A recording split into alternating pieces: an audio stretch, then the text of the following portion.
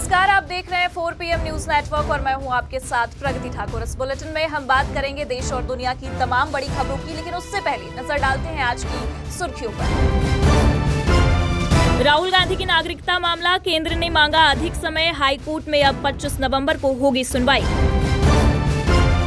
Supreme court का बड़ा फैसला, अजित पवार की घड़ी सिंबल इस्तेमाल पर रोक नहीं, कहा डिस्क्लेमर के साथ करना होगा इस्तेमाल। सीसामऊ से बीजेपी ने किया प्रत्याशियों का ऐलान, सुरेश अवस्थी को बनाया उम्मीदवार, इरफान सोलंकी की पत्नी के खिलाफ लड़ेंगे चुनाव। यूपी उपचुनाव को लेकर हलचल हुई तेज, बसपा ने जारी की 8 उम्मीदवारों की पहली लिस्ट, करहल से अवनीश शाक्य को बनाया उम्मीदवार। पीएम नरेंद्र मोदी की चीनी राष्ट्रपति शी जिनपिंग के साथ मुलाकात, असदुद्दीन ओवैसी ने उठाए सवाल, कहा 4 साल पहले पीएम मोदी ने कहा था झूठ।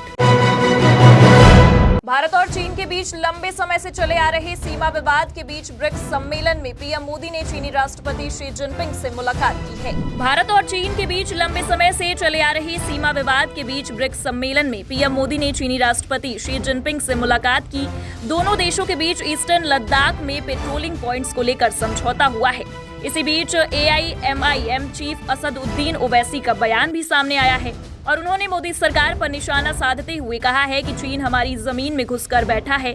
इस मुद्दे को हम संसद के शीतकालीन सत्र में उठाएंगे। ओवैसी ने कहा है कि जब गलवान में झड़प हुई थी तब हमने कहा था कि चीन हमारी जमीन पर घुसकर बैठा है।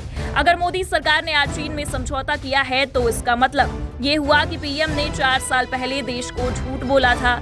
जो समझौता सरकार कर रही है वो ना तो मैंने देखा है ना ही आपने, इसलिए संसद के शीतकालीन सत्र में हम इस मुद्दे को उठाएंगे। एनसीपी नेता अनिल देशमुख ने अपनी आत्मकथा में देवेंद्र फडणवीस पर गंभीर आरोप लगाए हैं, जिसको लेकर घमासान मचा हुआ है। एनसीपी नेता अनिल देशमुख अपनी आत्मकथा लॉन्च करने वाले हैं। नई किताब एक नया विवाद पैदा कर सकती है, क्योंकि इस किताब के कवर पेज का अनावरण महाराष्ट्र विधानसभा चुनाव के वोटिंग से ठीक पहले किया गया है। अनिल देशमुख ने इसमें डिप्टी सीएम देवेंद्र फडणवीस पर गंभीर आरोप लगाए हैं। तो वहीं एंटीलिया प्रकरण, ईडी केस और विरोधियों के आरोपों पर भी कई बातें लिखी हैं। अनिल देशमुख ने तत्कालीन गृह मंत्री रहते हुए पर्दे के पीछे की कहानी इस किताब के माध्यम से बताई है, जिसका नाम डायरी ऑफ होम मिनिस्टर रखा गया है। अनिल देशमुख ने एक्स पर किताब का कवर पेज जारी करते हुए लिखा कि हर सुर्खी के पीछे एक गहरी कहानी छिपी होती है। मेरी रोमांचक राजनीतिक आत्मकथा में छुपे चौंकाने वाले सच को जानिए। मेरे किताब का कवर पेज साझा कर रहा हूँ।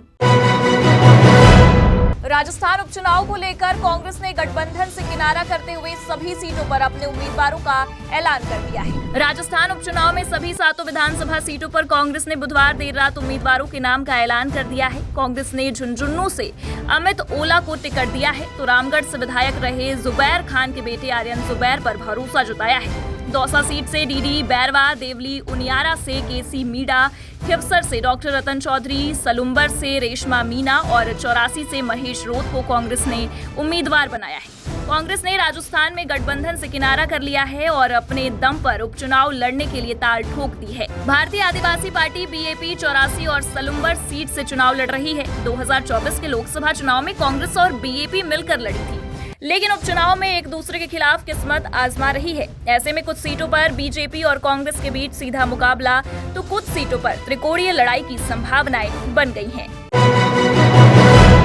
यूपी उपचुनाव में निषाद पार्टी के अध्यक्ष संजय निषाद को तगड़ा झटका लगा है। बीजेपी आलाकमान ने उनके सभी प्रस्ताव को ठुकरा दिया है। हारे को हरीना। उपचुनाव को लेकर डॉक्टर संजय निषाद के लिए ये मुहावरा ज्यादा उपयुक्त दिख रहा है। हालांकि उन्होंने बीजेपी के सामने समर्पण तो कर लिया है, लेकिन दबी आवाज में परिणाम को लेकर भी संशय खड़ा कर रहे हैं। उपचुनाव में 2 सीट को लेकर पिछले 4 दिन से लखनऊ दिल्ली एक करने वाले संजय निषाद को बीजेपी ने बिल्कुल भाव नहीं दिया है। उनकी कोई बात नहीं सुनी गई है और उनके सारे प्रस्ताव खारिज कर दिए गए हैं। संजय निषाद शनिवार से ही दिल्ली में बीजेपी के बड़े नेताओं के चक्कर लगा रहे थे, लेकिन उसका कोई हल नहीं निकला। JP नड्डा और सुनील बंसल से मुलाकात कर संजय निषाद ने 2 प्रस्ताव रखे। मछवा और कटेहरी विधानसभा सीटों पर कैंडिडेट आपका सिंबल मेरा या फिर सिंबल आपका कैंडिडेट मेरा, ये दोनों प्रस्ताव बीजेपी आलाकमान ने ठुकरा दिया है। वहीं संजय निषाद ने भारी मन से कहा है कि निषाद पार्टी कोई कैंडिडेट नहीं उतारेगी, बल्कि गठबंधन धर्म निभाएगी। छत्तीसगढ़ के पूर्व मुख्यमंत्री भूपेश बघेल ने बड़ा बयान देते हुए कहा है कि वायनाड में प्रियंका गांधी को अपार जन समर्थन मिल रहा है और उनकी निश्चित ही जीत होगी। छत्तीसगढ़ के पूर्व मुख्यमंत्री भूपेश बघेल ने कहा है कि प्रियंका गांधी को अपार जन समर्थन मिल रहा है। लोगों में उनको लेकर जबरदस्त उत्साह दिखाई दे रहा है और उन्होंने कहा है कि कांग्रेस के कई बड़े नेता उनको बार बार आग्रह कर रहे थे कि वो चुनाव लड़े, राज्यसभा या लोकसभा किसी भी सदन की सदस्य बने, लेकिन किसी भी कारणवश ये विषय टलता रहा। लेकिन अब प्रियंका गांधी ने वायनाड सीट से नामांकन किया है, निश्चित ही उनकी जीत होगी।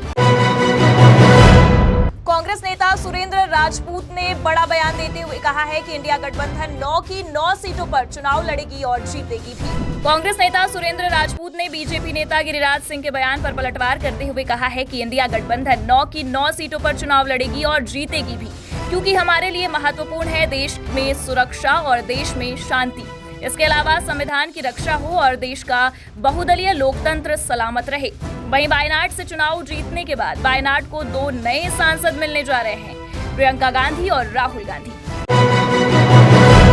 उत्तर प्रदेश में 9 विधानसभा सीटों पर उपचुनाव होने हैं। इसके लिए बीएसपी ने 8 उम्मीदवारों की पहली लिस्ट जारी कर दी है। करहल से अवनीश कुमार शाक्य को टिकट दिया है। उत्तर प्रदेश में 9 विधानसभा सीटों पर उपचुनाव होने हैं। इसके लिए बीएसपी ने 8 उम्मीदवारों की पहली लिस्ट जारी कर दी है। करहल से अवनीश कुमार शाक्य को टिकट दिया गया है। अंबेडकर नगर जिले की कटेहरी सीट से अमित वर्मा, प्रयागराज की फूलपुर सीट से जितेंद्र कुमार सिंह और मुजफ्फरनगर की मीरापुर सीट से शाहनजर को टिकट दिया गया है। इसके साथ ही कानपुर नगर की सीसामऊ से वीरेंद्र कुमार शुक्ला को मैदान में उतारा है। मुरादाबाद की कुंदरकी सीट से रफतुल्लाह उर्फ नेता छद्दा, गाजियाबाद विधानसभा सीट से परमानंद गर्ग और मिर्जापुर की मझवा सीट से दीपक तिवारी को प्रत्याशी बनाया है।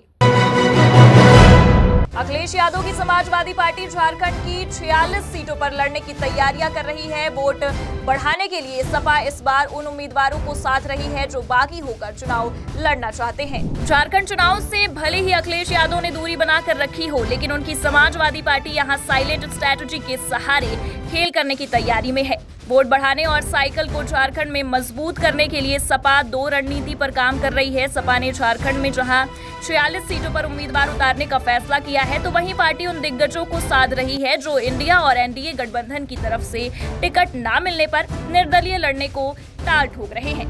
बता दें कि 2019 के चुनाव में समाजवादी पार्टी ने 1 दर्जन से ज्यादा सीटों पर उम्मीदवार उतारा था। इनमें जामताड़ा और मधुपुर की मुस्लिम बाहुल्य सीटें प्रमुख थी। और इसी के साथ इस बुलेटिन में फिलहाल इतना ही। ऐसी ही तमाम बड़ी खबरों के लिए आप देखते रहिए 4 PM न्यूज नेटवर्क। नमस्कार।